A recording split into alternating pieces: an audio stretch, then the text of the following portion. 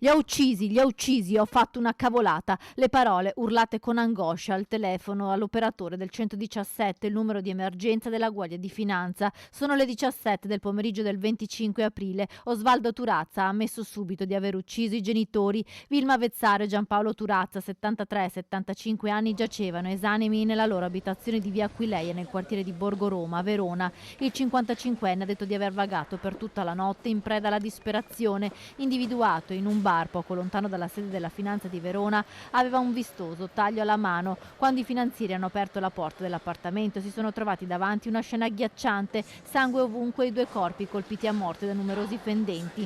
Vilma Vezzaro pugnalata in corridoio, Giampaolo Turazza ucciso in camera da letto. Forse la coppia ha tentato di scappare e mettersi in salvo dalla furia del figlio. L'omicidio è avvenuto lunedì sera, forse al culmine di una lite. Osvaldo Turazza, portato in questura, non ha spiegato i motivi del duplice omicidio. È scoppiato più volte in lacrime e si è avvalso della facoltà di non rispondere.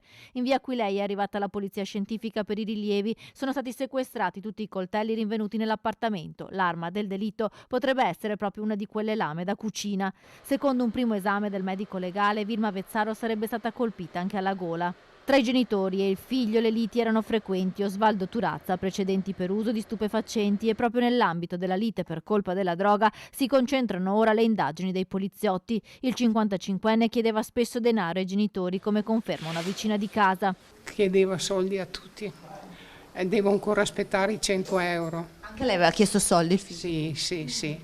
Io a Vilma non dicevo mai niente perché, per rispetto, perché aveva tanti problemi già. Osvaldo Turazza al momento è stato sottoposto a fermo di indiziato di delitto per omicidio volontario aggravato dalla contestualizzazione domestica. Nelle prossime ore è prevista l'udienza di convalida.